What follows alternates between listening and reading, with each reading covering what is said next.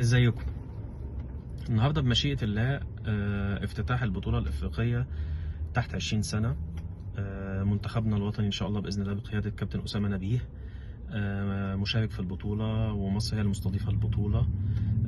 بطولة مهمة جدا بتتلعب على أرض مصر، والمنتخب ده منتخب واعد وفيه لعيبة كويسة جدا.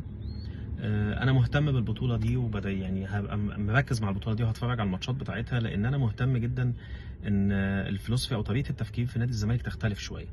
يعني ايه تختلف؟ يعني احنا دلوقتي مش هنقدر نجاري الاهلي وبيراميدز وزد وسيراميكا ماديا في الصفقات اللي هم بيعملوها.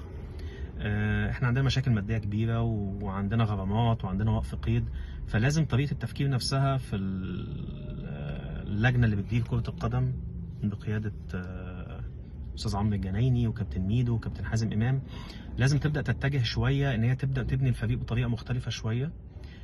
من فتره كان في البطوله الافريقيه في المغرب تحت 17 سنه، كان بيلعبها المنتخب الوطني مع كابتن احمد الكاس، وتاهل منها لكاس العالم. وكان في احد المشجعين سال كابتن ميدو على تويتر او على اكس، قال له البطوله دي مهمه جدا وفيها لعيبه كويسه جدا. كابتن ميدو رد عليه وقال له ان التيم بتاع السكاوتنج بيتابع البطوله وموجود هناك في المغرب وبيتابع البطوله.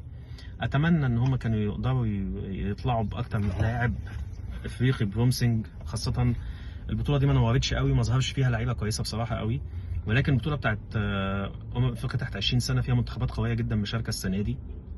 المنتخب الوطني نفسه تقدر تبني عليه، تاخد منه 2-3 لعيبه من مصر كويسين ويبقوا برومسنج تحت 20 سنه او 20 سنه تقدر تبني بيهم.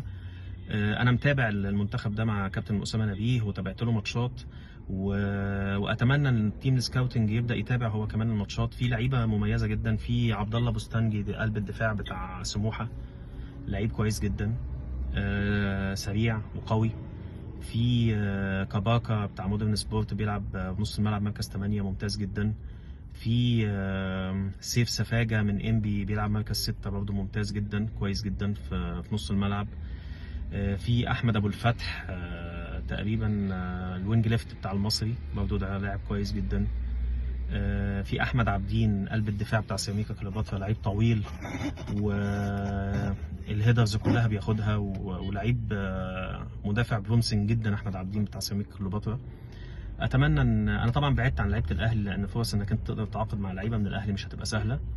المنتخب ده فيه ملاحظه برضه لازم ناخدها في عين الاعتبار، ان المنتخب ده ما فيهوش غير لاعب واحد بس من الزمالك اللي هو محمد السيد، اللي احنا صعدناه فريق اول، وبعد كده بسبب ظروف التجديد والمشاكل الموجوده مع مجلس الاداره نزلوه يتدرب تاني مع الناشئين.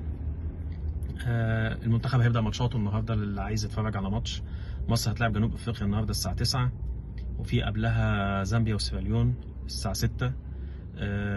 اتمنى ان احنا المنتخب مع كابتن اسامه نبيه يعمل بطوله كويسه، واتمنى ان الزمالك يقدر ياخد كام لعيب افريقي كويسين، خاصه البطوله دي فيها لعيبه افارقه كويسه جدا هتكلم عليهم ان شاء الله باذن الله، وهاخد كل منتخب واقول مين المميز في الفترات الجايه باذن الله.